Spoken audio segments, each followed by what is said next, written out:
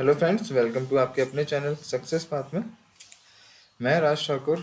आज टिम्बर, अभी तक हम लोग बिल्डिंग मटेरियल में स्टोन और ब्रिक कंप्लीट कर चुके हैं। ठीक है, आज हम क्लास स्टार्ट करेंगे टिम्बर की। और टिम्बर कंप्लीट करने के बाद एमसीक्यू सॉल्व करेंगे उसके। अभी बिल्डिंग मटेरियल के हम लोगों ने एमसीक्यू सॉल्व नहीं किए, है ना। तो आज सोच रहे हैं आज स्टोन के कंप्लीट कर देते हैं। ओके, चलिए हम स्टार्ट करते हैं आज का सेशन, जो है हमारा क्या, टिम्बर। चलिए, देखिए जो मैंने रेड पेन से ऊपर लिखा है वो थोड़ा सा एडिशनल है, क्योंकि एक बार एसएससी में एक ही क्वेश्चन पूछा जा चुका है कि जो टिम्बर का स्पेसिमेन का साइज पूछा था, जो साइज होता है 600 × 50 × 50 ओके। और ये क्लासिफिकेशन किया है on the basis of durability के अकॉर्डिंग। ठीक है, तो हाई ड्यूरेबल जो टिम्बर होता है उसका इट इज़ एवरेज लाइफ जिस उसकी होती है 10 ईयर, मतलब मोर देन 10 ईयर। मॉडरेट होगा 5 to 10 ईयर। लो ड्यूरेबल होगा तो less than 5 year. And this is a classification of modulus of elasticity. Modulus of elasticity के अकॉर्डिंग तीन है, group A, B and C. Okay, इसका हो गया होगा 12.5 kN/mm²। और moment of modulus of elasticity हो गया इसका 9.8 से 12.5, और इसमें 5.6 से 9.8 तक। ओके, चलिए देखिए, जब भी हम टिम्बर यूज़ करते हैं तो होता क्या है।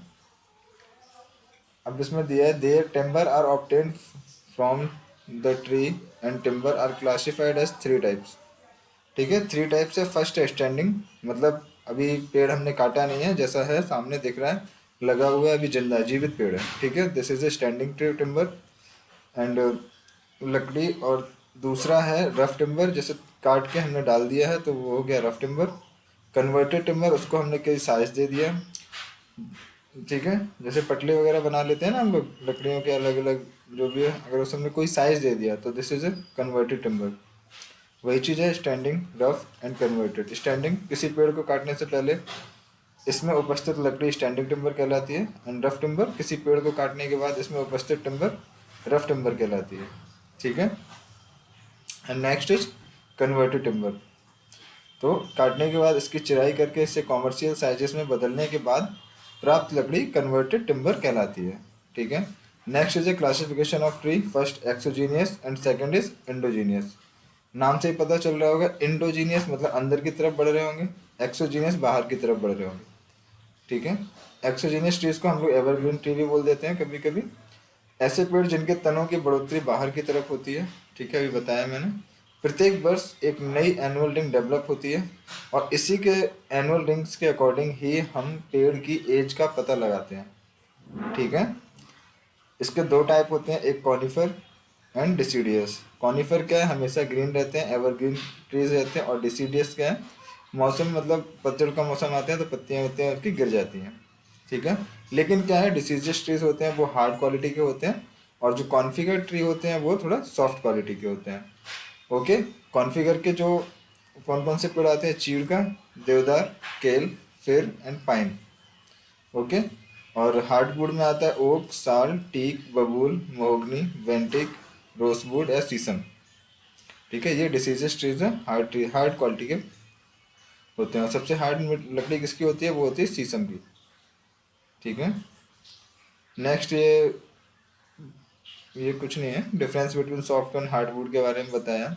एनुअल रंग इसकी क्लियर दिखाई देती हैं सॉफ्टवुड की, और हार्डवुड में नहीं दिखाई देती हैं। इसका लाइट कलर होता है, उसका डार्क होता है। डेंसिटी इसकी लो, हाई, है ना। फायर रेसिस्टेंस पुअर और हाई होगा इसका। मेडलरी रेस इसमें दिखाई नहीं देती हैं, और इसमें मेडलरी रेस दिखाई देती हैं। ठीक है, नेक्स्ट इज टाइप है इंडोजीनियस। इंडोजीनियस जो अंदर की तरफ बढ़ोतरी करता है। ठीक है, टिम्बर इंजीनियरिंग कार्यों के लिए उपयोग में नहीं लाया जाता। ये कौन सा लाते हैं, एक्सोजीनियस लाते हैं। एग्जाम बम्बू को छोड़कर, सिर्फ बैम्बू को छोड़कर, bamboo, palm and sugar cane. ठीक है, पतले पतले से पेड़ होते हैं, लंबे होते हैं। अब ये कभी पूछा नहीं गया, लेकिन अगर आप एग्जाम में कहीं पूछा जाए तो ये मैंने लिख दिया है, classification of the basis of availability. ठीक है। एक्स वाई जेड ग्रुप में डिवाइड है, most common, common and loss common.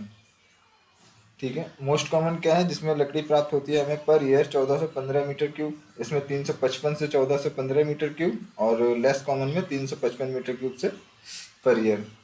ठीक है, ये दिया जाता है फॉरेस्ट डिपार्टमेंट के अकॉर्डिंग। ठीक है, ये जो डाटा दिया जाता है वो फॉरेस्ट डिपार्टमेंट के अकॉर्डिंग दिया जाता है, लेकिन ये कभी पूछा नहीं गया है, तो बस ऐसे ही एक जानने के लिए अपने माइंड में रख लीजिए, बाकी ठीक है। Structure of exogenous tree. Exogenous tree का स्ट्रक्चर, किसी पेड़ को मेनली 3 पार्ट में, 3 पार्ट होते हैं। देखिए जैसे कि ये पेड़ है हमारा, ओके, ये ग्राउंड लेवल है और नीचे इसकी जड़ें हैं। तो दिस इज क्या होता है, सबसे ऊपरी भाग को हम लोग क्या कहते हैं, क्राउन। ठीक है, इंटरमीडिएट जो होता है ये बीच का पार्ट, उसे हम कहते हैं ट्रंक। और जो मतलब सबसे नीचे का होता है वो रूट, ट्रंक, और जो तो रूट है ही। ठीक है, रूट। ठीक, इंटरमीडिएट वर्टिकल पार्ट ट्रंक कहलाता है ये। ठीक है, ये हो गया पूरा वही चीज़ है जो मैंने अभी आपको बताया। नेक्स्ट चीज़ है, विजिबिलिटी के अनुसार 2 प्रकार से क्लासिफाइड किया गया है, एक मैक्रो स्ट्रक्चर, एक माइक्रो स्ट्रक्चर। ठीक है, मतलब आप पेड़ को काटेंगे और देखेंगे उसके अंदर क्या क्या है। किसी पेड़ का वह स्ट्रक्चर जिसे खुली आंखों से देखा जा सकता है मैक्रो स्ट्रक्चर कहलाता है। अब ये पूछा जाता है कभी कभी कि मतलब जब किसी भी ट्री को हॉरिजॉन्टली अगर काट देते हैं तो राउंड बन जाते हैं, मतलब इस तरीके से, मतलब होते हैं ना ये राउंड्स। ओके, ऐसा दिखता है, बट वो हॉरिजॉन्टली उसे काट देंगे तो सबसे पहले क्या होता है, पिथ एंड मेडुला, जो बीच का पार्ट होता है वो होता है पिथ, उसके ऊपर ये होता है गोल, वो होता है हार्टवुड। ठीक है, फिर इसमें जो एक सैप होता है, सैप मतलब एक तरीके से लिक्विड फॉर्म में होता है, और मुलायम जो होता है उसे सैप वुड बोलते हैं। उसके बाद कैम्बियम लेयर्स आ जाती हैं ये, फिर उसके बाद बार्क, बार्क मीन्स होता है छाल। ठीक है, पिथ एंड मेडुला क्या है, किसी पेड़ का सबसे पहला उत्पन्न हुआ भाग पिथ या मेडुला कहलाता है। और जो देखिए ये सारी चीज़ें डेड होती हैं। ठीक है, जो बीच में पिथ और जो सैप वुड होता है यही हमारे मतलब ट्री को खाना प्रोवाइड करती हैं, उनको मतलब जो उन्हें चाहिए, न्यूट्रिशन चाहिए, वो सारे यही चीज़ प्रोवाइड करते हैं, इन्हीं से एज उसकी बढ़ती रहती है। ठीक है, अगर ये सैप वुड ही सूख गया तो पेड़ हमारा नष्ट हो जाएगा। ठीक है, चलिए, तो हार्टवुड आपको पता है क्या है, सैपवुड पता चल गया क्या है। लेकिन देखिए हार्टवुड क्या है, dead portion of the tree does not participate of growth but impart strength and rigidity. क्या देता है, स्ट्रेंथ देता है और रिजिडिटी देता है क्या, हार्टवुड, लेकिन ये डेड पोर्शन होता है। ठीक है, ये पार्टिसिपेट नहीं करता है पेड़ के बढ़ने में। पेड़ के बढ़ने में क्या पार्टिसिपेट करता है, this is a sapwood, sapwood and pith and medulla. Okay, अगर इसको सैपवुड क्या है, outer annual ring between heartwood and cambium layer. ठीक है, एनुअल रिंग के आउटर में और हार्टवुड और कैम्बियम लेयर के बीच में। ओके, क्या होता है, सैपवुड। नेक्स्ट चलते हैं अपना, किसी पेड़ में भोजन, देखिए जो नोट पॉइंट याद रखिए, किसी पेड़ में भोजन के रूप में उपस्थित गाढ़ा तरल पदार्थ सैप कहलाता है। ठीक है, कैम्बियम लेयर क्या है, किसी पेड़ के तने से उपस्थित वह लेयर जो अभी वुड में परिवर्तित नहीं हुई है लेकिन आगे जाकर यह सैप वुड में चेंज हो जाती है, कैम्बियम लेयर कहलाती है। यह सैप वुड और बार्क के मध्य उपस्थित होती है। ठीक है, बार्क क्या है, मतलब छाल है बाहर जो रहती है पेड़ के। मेडलरी रेस क्या है, किसी पेड़ के तने से रेडियल डायरेक्शन में पिथ से कैम्बियम लेयर तक एक्सटेंड हुई थिन फाइबर मेडलरी रेस कहलाती है। अब देखिए इसमें, इसमें देखते हैं हम लोग कौन कौन सी मेडलरी रेस है। देखिए, this is a medullary rays, ये लंबा लंबा मुझे दिख रहा है ना ये, ये this is a medullary rays, radial direction में है उसका। ये दी होती है हमारी क्या, मेडलरी रेस। ठीक है, ये क्या करती हैं, पकड़े रहती हैं, जो भी कैम्बियम लेयर, सैपवुड, हार्डवुड, सबको क्या रहती है, पकड़े रहती है, एक पेड़ को पकड़ के रखती हैं। ठीक है, इससे स्ट्रेंथ, इसका पता होती है, स्ट्रेंथ के काम आती है। ठीक है, सिंपल सा, टिम्बर को स्ट्रेंथ कम हो जाती है, मतलब मेडलरी ब्रेक रेस अगर ब्रेक हो जाएंगी तो टिम्बर की स्ट्रेंथ कम हो जाती है, क्योंकि सही बात है, पकड़े हुए हैं, कोई भी लकड़ी का मतलब गुच्छा ले लीजिए, अगर उसको पकड़ के रखोगे तो उसकी स्ट्रेंथ ज़्यादा होगी, अगर उसे अलग अलग कर दोगे या उसे हटा दोगे तो उसकी स्ट्रेंथ क्या होगी, कम हो जाएगी। ठीक है, तो वही चीज़ है। नेक्स्ट इज एनुअल रिंग, पेड़ के तने में, प्रत्येक वर्ष एक नई रिंग उत्पन्न होती है जिसे एनुअल रिंग कहते हैं। इसके द्वारा किसी पेड़ की एज का पता करते हैं, किससे? एनुअल रिंग के द्वारा। इंपॉर्टेंट क्वेश्चन है। माइक्रोस्ट्रक्चर क्या है? तने का वह स्ट्रक्चर जिसे आंखों के द्वारा नहीं देखा जा सकता, अर्थात इस स्ट्रक्चर को देखने के लिए माइक्रोस्कोप की आवश्यकता पड़ती है, माइक्रोस्ट्रक्चर कहलाता है। माइक्रोस्ट्रक्चर में टिम्बर को लिविंग सेल्स और डेड सेल्स में विभाजित किया जाता है। लिविंग सेल्स 4 होते हैं: membrane, SAP, protoplasm and core. ये कभी नहीं आया है क्वेश्चन, जो मुझे भी नहीं लगता ये पूछा जाएगा माइक्रोस्ट्रक्चर से। मैक्रो से पूछते हैं वो सफिशियंट है। चलिए नेक्स्ट अब प्रोसेसिंग ऑफ टिम्बर पे चलते हैं। टिम्बर को पेड़ से प्राप्त करने के निम्नलिखित प्रोसेस अडॉप्ट किए जाते हैं। अब देखिए, पेड़ है, उसकी एज पूरी हो चुकी है तभी हम उसको काटेंगे, ठीक है। बीच एज में नहीं काटेंगे क्योंकि उस पर स्ट्रेंथ ही नहीं होगी उसके तनों में, तो उसकी एज को भी देखेंगे। फॉलिंग ऑफ टिम्बर, देखिए फर्स्ट है फॉलिंग ऑफ टिम्बर, सीजनिंग करेंगे उसकी, फिर कन्वर्जन करेंगे, फिर उसका प्रिजर्वेशन करेंगे। मतलब पेड़ को गिर गया, सीजनिंग कर ली, उस पर जो सैप है, सैप बूट था वो सारा निकाल दिया, और 10 से 12% तक हमने उसमें सैप होना है, मतलब सैप बचे जाता है, ठीक है। तो सुखाया, मतलब लकड़ी को सुखाने के प्रोसेस को सीजनिंग कहते हैं। कन्वर्जन, स्वाइंग मतलब काटना, अलग अलग तरीके से हम काटते हैं, ठीक है। काट लिया, काटने के बाद भी उस पर थोड़ा सा मतलब मॉइस्चर रहेगा, तो भी उसको रहेगा, जब रख देंगे उसको सूख जाएगा, सीजनिंग हो जाएगी अच्छे तरीके से, फिर उसको क्या कर देंगे, और दीमक ईमक इन सब इंसेक्ट से बचाने के लिए हम क्या करते हैं, प्रिजर्वेशन करते हैं, ठीक है। तो फर्स्ट फॉलिंग ऑफ टिम्बर, किसी पेड़ को काटने का बेस्ट टाइम क्या होता है? 50 से 100 साल के मध्य होता है, ठीक है। सीजनिंग ऑफ टिम्बर, पेड़ को काटने के तुरंत बाद इस पेड़ में मॉइस्चर इसके सेचुरेटेड वेट का लगभग 50% तथा ड्राई वेट का 100% तक उपस्थित होता है। देखिए सेचुरेटेड होता है। पेड़ में मॉइस्चर दो रूप में उपस्थित होता है, एक फ्री वाटर, एक बाउंड वाटर। पेड़ में जो मॉइस्चर होता है वो दो तरीके से होता है, एक फ्री वाटर, एक बाउंड वाटर। फर्स्ट है फ्री वाटर, पेड़ में सेल कैविटीज के मध्य उपस्थित वाटर फ्री वाटर होता है। पेड़ में फ्री वाटर लार्ज अमाउंट में उपस्थित होता है, और जब पेड़ को सुखाया जाता है तो सबसे पहले यही वाटर रिड्यूस होना प्रारंभ करता है। बाउंड वाटर, पेड़ के तने में सेल्स वॉल्स के मध्य उपस्थित पानी बाउंड वाटर कहलाता है। जब किसी पेड़ को सुखाया जा रहा हो तो इसमें वह कंडीशन जब सेल कैविटीज के मध्य कोई पानी नहीं बचा हो, अर्थात वाटर केवल सेल वॉल्स में उपस्थित हो, तो फाइबर सेचुरेशन पॉइंट कहलाता है, ठीक है। फाइबर सेचुरेशन पॉइंट क्या होता है समझ में आ गया। सीजनिंग जो हम करते हैं दो तरीके से करते हैं, एक नेचुरल करते हैं, एक आर्टिफिशियल करते हैं। नेचुरल में कैसे करते हैं? एयर सीजनिंग मेथड के नाम से भी जाना जाता है इसको। करते समय टिम्बर को स्टैक्स चट्टे के रूप में, जैसे कि वही जैसे हमने लोगों ने ब्रिक में किया था, उसकी भी सीजनिंग की थी। मतलब सीजनिंग क्या, उसका मॉइस्चर जो था वो थोड़ा कम किया था, ठीक है। ब्रिक्स में तो वही मान लीजिए लट्ठे की तरह रख देते हैं, और ऐसे रखते हैं कि उसमें जो एयर होती है पास होती रहे चारों तरफ से, ठीक है। चिपका चिपका के नहीं रखेंगे, अलग अलग रखेंगे, जिससे कि जो एयर है वो पास होती रहे, ठीक है। करते समय टिम्बर को स्टैक्स के मतलब चिट्ठे के रूप में लगाया जाता है। Time required according to IS 1141, ठीक है। कोड के अकॉर्डिंग जो टाइम होता है, ऑर्डिनरी टिम्बर का जो टाइम होगा वो लेस देन 6 मंथ। अगर प्लैंक हो या board, less than 25 mm thickness, कोई अगर प्लैंक बना रहे हैं, प्लैंक है या बोर्ड है जिसकी थिकनेस 25 मीटर से कम, 25 mm से कम है, तो उसके लिए 3 से 4 महीने लगेंगे। और scantling use for door and window frames, जो चौखट वौखट बन के आती हैं, उसके लिए जो सीजनिंग करते हैं वो 6 महीने से 1 साल तक होती है, ओके। चलिए,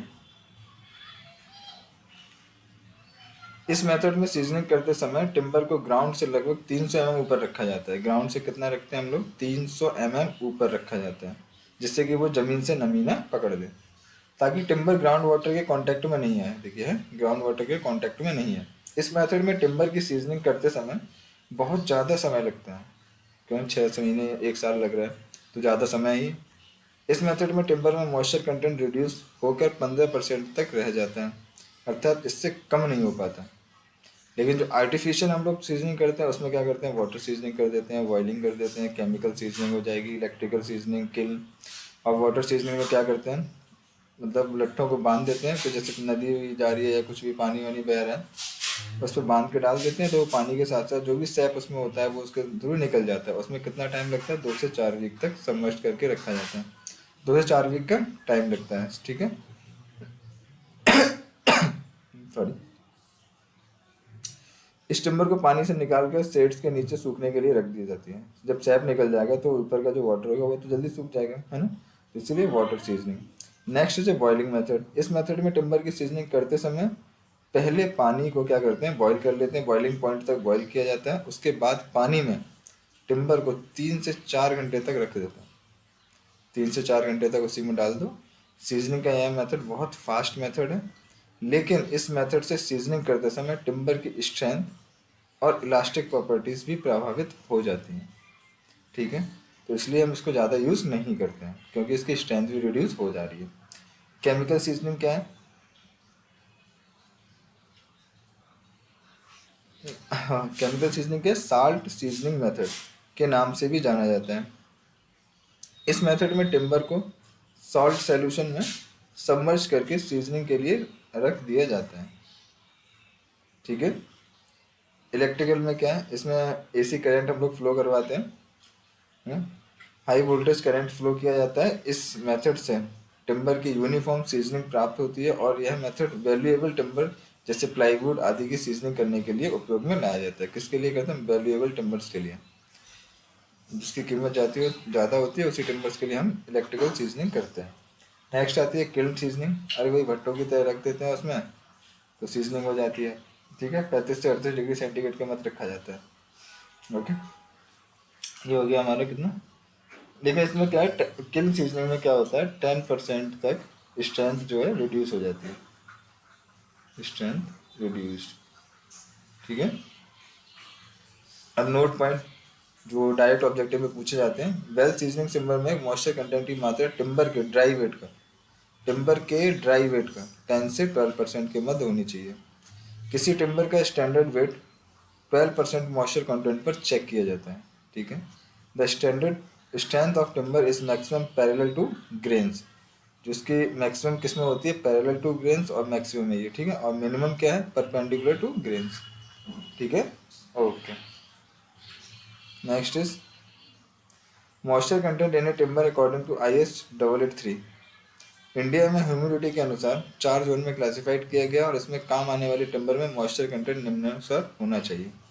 बीम राफ्टर पोस्ट में अगर कोई टिम्बर यूज़ कर रहे हैं तो जोन फर्स्ट में होगा तो 12%, 14%, 17, 20, 12 से 20। ठीक है।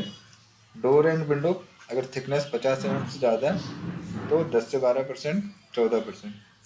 ठीक है, और थिकनेस 50 से कम है तो 8, 10, 12, मतलब मैक्सिमम जो है 10 से 12% ही होना चाहिए, एवरेज जो लेंगे।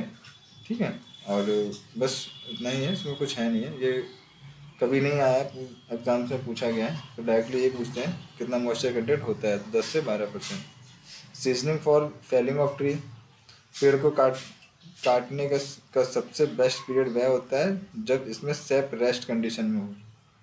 इसलिए हिली एरियाज में पेड़ को काटने का बेस्ट सीजन है मिड समर, और प्लेन एरिया में है मिड विंटर। ये क्वेश्चन इंपॉर्टेंट है। ठीक है, कब हम लोग को मतलब पेड़ को काटने का बेस्ट सीजन कौन सा होता है, मिड समर होता है कहाँ पे, हिली एरियाज में,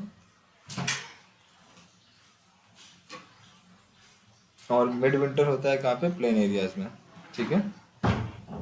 नेक्स्ट 3 क्या है, स्वाइंग ऑफ टिम्बर, मतलब अब काटेंगे, चलो मतलब सीजनिंग कर ली, लकड़ी तैयार हो गई, मतलब अब उसको हम अपने अकॉर्डिंग उसमें काट लेते हैं। कैसे कैसे काटते हैं, फर्स्ट है ऑर्डिनरी फ्लैट, मतलब साधारण जो नॉर्मली काट लेते हैं, देखिए इस साइड से, और quarter sawing, radial and rift sawing and tangential sawing. Okay, ordinary flat and bastard sawing में क्या है,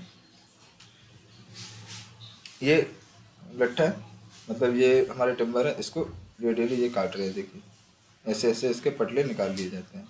ठीक है। मिनिमम देखिए, इस मेथड में चिराई करते समय वेस्टेज ऑफ टिम्बर मिनिमम होता है। क्या होता है, जो टिम्बर का वेस्टेज होता है बहुत कम निकलता है। चिराई की यह विधि बहुत ज़्यादा साधारण और इकोनॉमिकल होती है। इस मेथड से चिराई करने से प्राप्त टिम्बर में श्रिंकेज और बार्पिंग बहुत ज़्यादा उत्पन्न होता है, क्योंकि सैपवुड के अंदर हार्डवुड की तुलना में वैल्यूमेट्रिक चेंज बहुत ज़्यादा होता है। ठीक है। नेक्स्ट है क्वार्टर स्वाइंग। क्वार्टर स्वाइंग क्या होता है, ये इस तरीके से, ये इस तरीके से हम स्वाइंग कर रहे हैं, ये ओके, ऐसे काटना है। इस मेथड में टिम्बर की चिराई करते समय किसी टिम्बर पीसेस को पहले 4 भागों में विभाजित कर लिया जाता है और उसके बाद प्रत्येक क्वार्टर पार्ट को चिराई की जाती है। इस मेथड से प्राप्त टिम्बर में ट्रांसवर्स डायरेक्शन में बेंडिंग बहुत ज़्यादा उत्पन्न होती है। क्या होती है? ट्रांसवर्स डायरेक्शन में इसमें क्या होती है? बेंडिंग ज़्यादा उत्पन्न होती है। किसमें? क्वार्टर स्वाइंग में। नेक्स्ट है रेडियल एंड ड्रिफ्ट स्वाइंग। इस मेथड में टिम्बर की चराई करने पर सबसे अच्छी किस्म की टिम्बर प्राप्त होती है, लेकिन वेस्टेज ऑफ टिम्बर सबसे अधिक होता है। सबसे ज़्यादा वेस्टेज ऑफ टिम्बर किस में होता है? ये क्वेश्चन पूछा जा चुका है रेडियल एंड ड्रिफ्ट स्वाइंग में। ठीक है, ऐसे इस 4 भागों में डिवाइड कर लिया, फिर इसको इस तरीके से काटते हैं। ओके, चलिए नेक्स्ट है टेंजेंशियल स्वाइंग। टेंजेंशियल में क्या है? चराई करने पर सबसे वीक क्वालिटी की टिम्बर प्राप्त होती है। टेंजेंशियल में क्या है? सबसे वीक क्वालिटी की टिम्बर प्राप्त होती है। ओके, क्योंकि इस मेथड में टिम्बर की चराई करते समय इसकी मेडुलरी रेस ब्रेक हो जाती है। मेडुलरी रेस क्या थी? ये है ना मेडुलरी रेस, ये जो इसको पकड़ के रखती हैं। जब यही ब्रेक हो जा रही है तो वैसे भी स्ट्रेंथ कम हो जाएगी, तो मिनिमम स्ट्रेंथ होती है किसमें? टेंजेंशियल स्वाइंग में। चलिए, काट ली लकड़ी, ठीक है, लकड़ी ले भी आए, वो सीजनिंग भी कर ली, काट भी ली। अब क्या करते हैं? Preservation of timber. क्या करते हैं? Preservation of timber. एक अच्छी क्वालिटी की टिम्बर की एवरेज लाइफ 10 से 12 साल होती है। ठीक है, इस टिम्बर को एटमॉस्फेयर इफेक्ट्स, फंगी, आंट्स आदि से बचाने के लिए टिम्बर को यूज़ करने से पहले सुरक्षित कर लेना चाहिए। टिम्बर का प्रिजर्वेशन करने के लिए इसी को कहते हैं हम लोग प्रिजर्वेशन, उसको आंट, चींटी वगैरह या दीमक वगैरह से बचाने के लिए। ठीक है, क्या करते हैं? केयरिंग, टेयरिंग, पेंटिंग कर देंगे या क्रीसोटिंग कर देंगे। ठीक है, वॉलमन सॉल्ट कर देंगे, आस्को ट्रीटमेंट एंड वुल्केरिक प्रोसेस। कैरिंग क्या है? इस विधि में टिम्बर के एंड को टॉप एंड बॉटम से 15 mm तक आग से झुलसा दिया जाता है और इसके बाद इन एंड्स को पानी में डालकर ठंडा कर दिया जाता है। ठीक है, टेयरिंग में क्या है? इस विधि में टिम्बर की सरफेस पर कोल टार का लेप लगा दिया जाता है, जिससे इसकी सरफेस अच्छी दिखाई नहीं देती है और सरफेस से स्मेल और ऑड्यूर आती है। यह मेथड उस कंडीशन में उपयोग में लाया जाता है जब टिम्बर की सरफेस दिखाई नहीं देती है।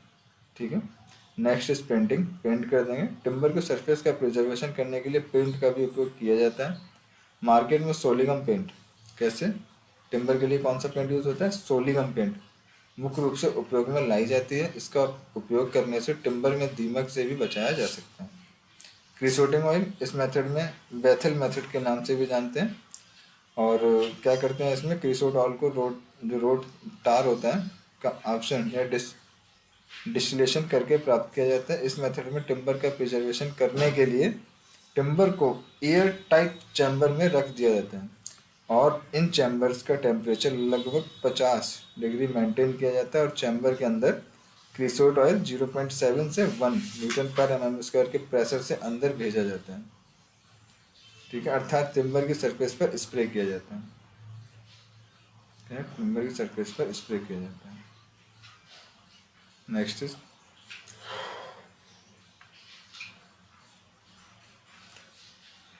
नेक्स्ट है बोलमैन सॉल्ट।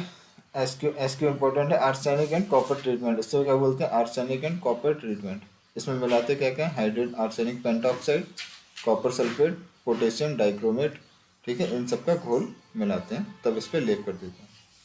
इससे क्या होता है? इसकी रेजिस्टेंस इंक्रीज हो जाती है।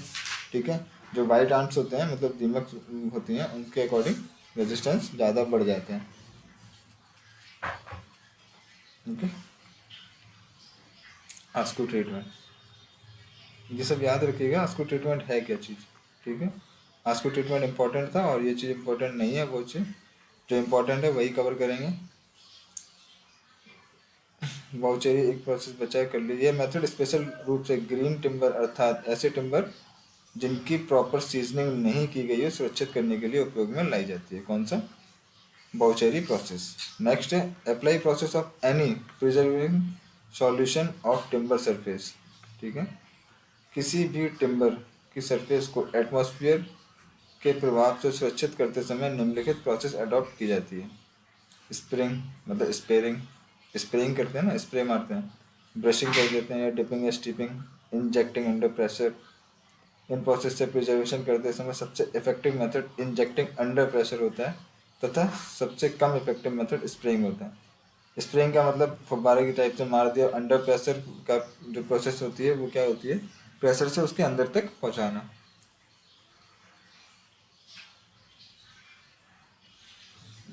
ओके।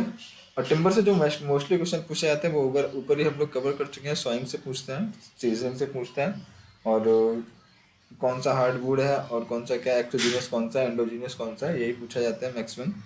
अभी तक पेपरों में यही तक पूछा गया और यही पूछा जाएगा, कोई नया पॉइंट नहीं है पूछने के लिए। ठीक है, लेकिन पढ़ने के लिए क्या है, थ्योरी हम पढ़ लेते हैं थोड़ा सा। और डिफेक्ट से क्वेश्चन आते हैं। ठीक है, डिफेक्ट ऑफ रह गए हमारे, डिफेक्ट कंप्लीट कर देते हैं। Defect in timber.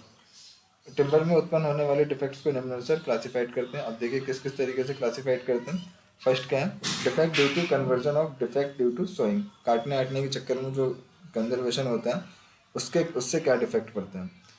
ठीक है, defect due to natural forces, जो नेचुरल फोर्सेस के थ्रू, जैसे नेचुरल फोर्सेस का मतलब क्या है, आंधी तूफान जो चलते हैं, ठीक है, तेज बारिश होगी या आंधी तूफान की वजह से। डिफेक्ट ड्यू टू सीजनिंग, अब सीजनिंग सही से नहीं हुई है तब क्या डिफेक्ट होगा।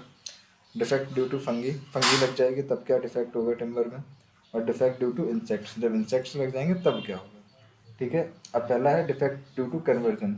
कन्वर्जन में क्या करते हैं, chip mark, diagonal grains, torn grains या बेन, यही दोष उत्पन्न होते हैं किससे, कन्वर्जन से, जब काटते हैं उसके बाद। चिप मार्क में क्या है, किसी टिम्बर की सरफेस पर चिराई करने के बाद फिनिशिंग करते समय दिखाई देने वाला साइन या मार्क चिप मार्क कहलाता है। जैसे कि ये पटला है, ये हमने काटा था, ठीक है, लकड़ी का, और यहाँ है ना ये गोल गोल सा, ये एक मार्क बन गया।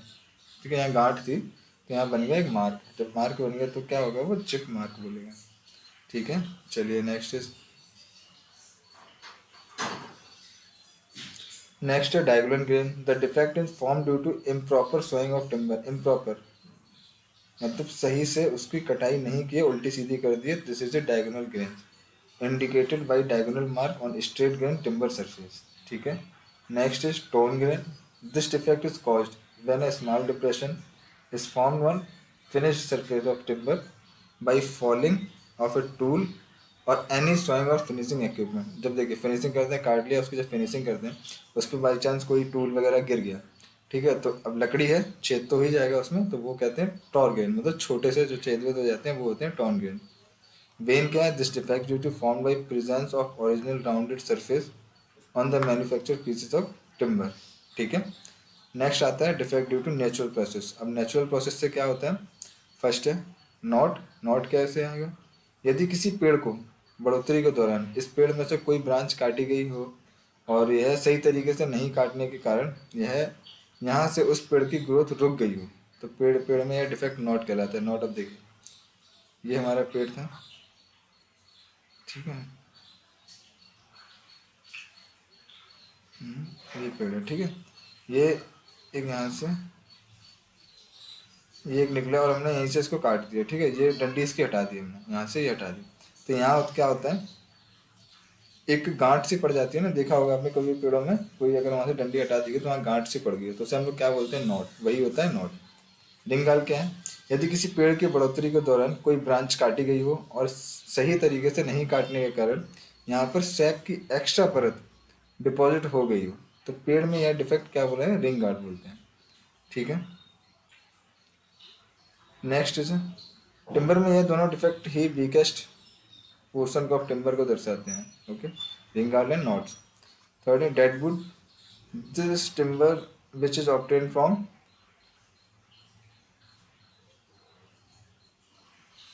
डेड स्टैंडिंग ट्री और dead wood. It is indicate by light weight and reddish colour of timber.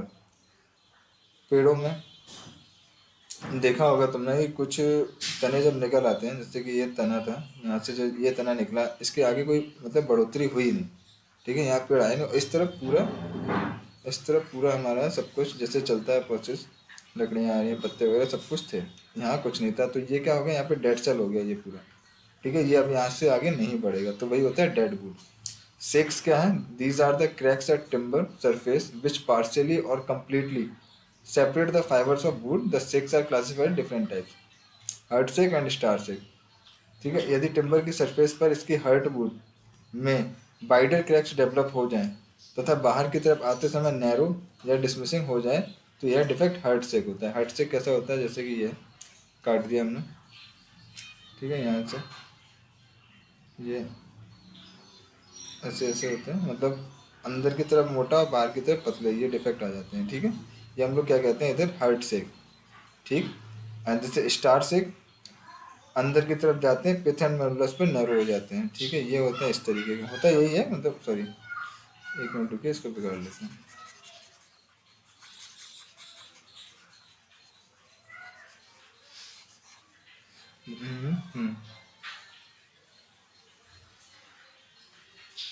ये है,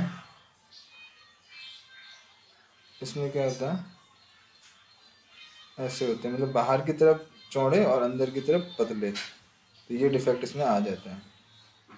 तो ये डिफेक्ट क्या कहलाता है, हमारा स्टार सेक बोलते हैं, ठीक है। चलिए next is radial shake. If the fine or irregular numerous cracks are developed on the timber surface, it known as radial shake.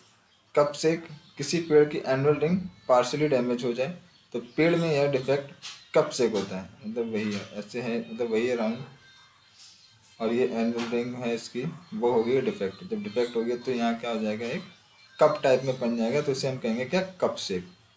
रिंगाल same process है, बस थोड़ा सा। रिंगाल क्या है, आप देखिए, ये देखते हैं। इज ए रिंगल, यदि किसी पेड़ की एनुअल रिंग्स कंप्लीटली एक दूसरे से अलग हो जाए, अर्थात डैमेज हो जाए, तो पेड़ में यह डिफेक्ट रिंग से कहलाती है, ठीक है। नेक्स्ट बर्न, यदि किसी पेड़ की यंग एज में इस पर कोई शॉक्स या इंजरी हो जाए तो इस पेड़ की ग्रोथ कंप्लीटली अपसेट हो जाए और इस पेड़ में इरेगुलर प्रोजेक्शंस डेवलप हो जाए, तो यह पेड़ को यह क्या बोलते हैं, डिफेक्ट क्या कहलाता है, बर्न कहलाता है, ठीक है। And next is callus, it indicate soft tissues और skin which are covered by wound of a tree.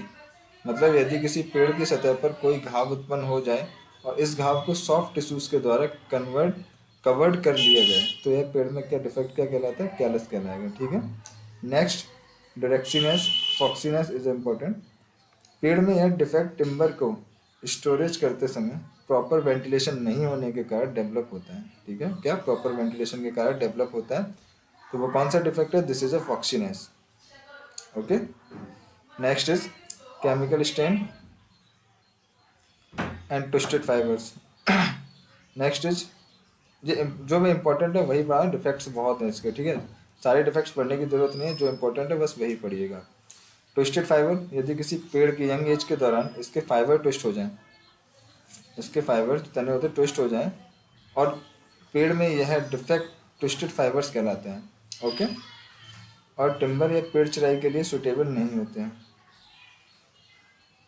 And upset, यदि किसी पेड़ की यंग एज के दौरान इसके फाइबर्स इंजर हो जाएं तो डिफेक्ट अपसेट कहलाते हैं। वाटर स्टैंड नहीं पूछा गया, विंड क्रैक्स भी नहीं आया कभी तक। And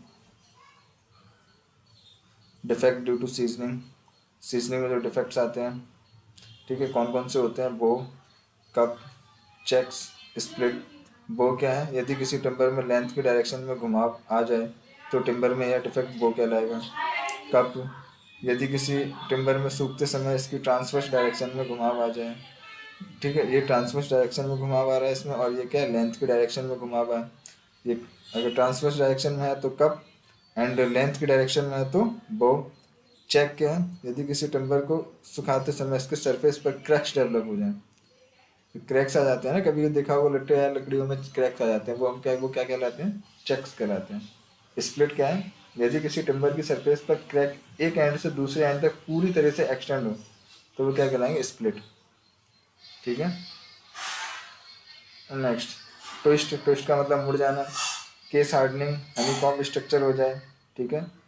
and next is important defect due to fungi. Dry rot and wet rot, decay of timber, गलने लगता है टिम्बर, पाउडर फॉर्म में प्रोवाइड कर देते हैं ये लोग। तो क्या ड्राई रूट क्या है, टिम्बर में है girdling, poor ventilation, lack of ventilation के कारण उत्पन्न होता है ड्राई रूट में, क्या, poor ventilation defect due to fungi, और किसके कारण होता है, लैक ऑफ वेंटिलेशन, ठीक है। एंड बेड रूट, यदि कोई टिम्बर ऐसी जगह पर लगी हो जहाँ पर, बेड रूट में क्या है, यदि कोई ऐसी टिम्बर जहाँ पर ये बार बार सूखती और भीगती हो तो उस टिम्बर में बेड रूट डिफेक्ट उत्पन्न हो जाता है। इस डिफेक्ट में टिम्बर को बचाने के लिए टिम्बर को या तो कंटिन्यूसली सूखा रखा या फिर सबमर्ज कंडीशन में रखा जाए, और या फिर पेंट भी कर देते हैं हम लोग जिससे उसको बचाने के लिए, ठीक है। ये कॉमर्शियल नेम है टिम्बर्स के। लॉग बैटन, लॉग किसे कहते हैं, यदि किसी तना में से सभी ब्रांच काट दी जाएं और बचा हुआ मेंबर लॉग कहलाएगा। लॉग मतलब पूरा एक, जैसे पेड़ काटते हैं ना, बीच का जो पोर्शन होता है, this is a log. Batten क्या है, टिम्बर को ऐसे पीस जिसकी विड्थ और थिकनेस दोनों ही 50 mm से कम हो। जो विड्थ होगी, जैसे ये हमने पतला बनाया है, ठीक है, और ये है, इसकी जो विड्थ है ये 50 mm से अधिक बढ़ जाए तो प्लैंक, अब 50 mm से कम और 150 mm से ज़्यादा हो तो बोर्ड कहलाएंगे, और 50 mm से अधिक बढ़ जाए और दूसरी 200 mm से अधिक बढ़ जाए तो बल्क, ठीक है। और डील किसे कहेंगे, टिम्बर को एक ऐसा पीस जिसकी थिकनेस 50 से 100 mm के मध्य हो, ठीक है, दिस इज ए डील। चलिए, scantling and pole quartering veneer plywood, हाँ प्लाईवुड से क्वेश्चन आते हैं, वेनियर से भी क्वेश्चन आते हैं। दिस इज अ, वेनियर को हाई क्वालिटी टिम्बर जैसे टाकविक, ऑकवुड, शीशम, रोजवुड, महागनी आदि से प्राप्त किया जाता है, ठीक है। वेनियर, वेनियर होती है पता है क्या, अरे वेनियर जैसे कि सनमाइका होता है, आपने देखा होगा सनमाइका, जब भी प्लाई व्लाई के ऊपर जो हम लगाते हैं उसे विनीर्स बोलते हैं इंग्लिश में, ठीक है। उसका क्या है, एक पतली सी बोर्ड होती है ये, मतलब बहुत पतला सा थिन, ठीक है, वो होती है, मतलब बोर्ड काफ़ी बड़ा बोर्ड से मतलब कर सकते, जैसे चाहो वैसे निकाल लो, लेकिन बहुत पतली होती है, जिसकी साइज जो है 0.4 mm से 0.6 mm तक होती है, ठीक है, 0.4 टू 0.6 mm, ओके। प्लाईवुड के, प्लाईवुड बनाते समय विनियर्स को विषम संख्या ऑड नंबर्स में किसी ग्लू की सहायता से जोड़ा जाता है। प्रत्येक लेयर ग्रेन के एक दूसरे से राइट एंगल होते हैं और प्लाईवुड के लेटरल एंड लॉन्गिट्यूडनल दिशाओं में टेंसिल स्ट्रेंथ एक समान रहती है। अब देखिए प्लाईवुड क्या, प्लाईवुड हम कैसे बनाते हैं, आइए देखते हैं। यही विनियर्स को क्या किया, पहले ऐसे रखा, फिर लंबे में रख दिया, फिर ऐसे रखा, फिर ऐसे रखा, मतलब, और ऑड नंबर में, ये 5, 7, 9, 11, ठीक है, ऑड नंबर में, ठीक है। बनाते समय प्रेशर जो होता है 0.7 से 1.4 न्यूटन पर एम स्क्वायर से मत रखते हैं। प्लाईवुड बनाते समय हॉट और कोल्ड प्रोसेस अपनाई जाती है ना। अब देख लेते हैं हॉट प्रोसेस में क्या है। हॉट प्रोसेस में टेम्परेचर प्लाईवुड बनाते समय 150 डिग्री सेंटीग्रेड से 260 डिग्री सेंटीग्रेड के मध्य रखा जाता है, और कोल्ड प्रोसेस में प्लाईवुड बनाते समय तापक्रम रूम टेम्परेचर जो होता है 27 डिग्री के प्लस माइनस के बराबर रखते हैं। प्लाईवुड डायरेक्ट शॉक्स और इम्पैक्ट लोडिंग के लिए सुटेबल नहीं है। किसके लिए, इम्पैक्ट लोड अगर प्लाई पे आएगा तो वो टूट जाएगी, ठीक है। प्लाईवुड को इसकी थिकनेस से स्पेसिफाइड किया जाता है। सबसे इंपॉर्टेंट क्वेश्चन ये पूछा गया, प्लाईवुड को कैसे स्पेसिफाइड करते हैं, किससे, थिकनेस से, किससे, उसके थिकनेस से। थिकनेस 3 mm से 25 mm के मध्य होती है, ठीक है। नंबर ऑफ प्लाई 3, 5, 7, 9, 11, ठीक है। कितने कितने mm के, 3 से 5, 5, 6, 8, 9, 12, 15, 16, 12, 15, 19, 19, 22, 25, ठीक है। ये कुछ है नहीं वैसे, याद करने का पॉइंट है, मैं आपको पहले ही बता दिया। एडवांटेज ऑफ प्लाईवुड, प्लाईवुड का एडवांटेज क्या है, good in appearance, good in elastic, easy to change any shape, आसानी से बदल दो किसी भी सेज में, शेप में, और strength of plywood is 3 times more than comparison to ordinary wood. जो ऑर्डिनरी वुड होती है उससे 3 टाइम ज़्यादा, 3 गुना ज़्यादा होता है। लाइट इन वेट, वेट में भी लाइन, एक्सपेंशन और श्रिंकेज लो होता ही नहीं है। Tensile strength is same in all direction, ठीक है। बैटन बोर्ड, फाइबर बोर्ड, ठीक है। तो ये हमारा क्या हुआ आज, टिम्बर कंप्लीट हो गया है, ओके। तो बस यही है। अब इसके एमसीक्यू भी हम लोग सॉल्व करेंगे, ठीक है। तो चलिए आज के लिए इतना, थैंक यू सो मच।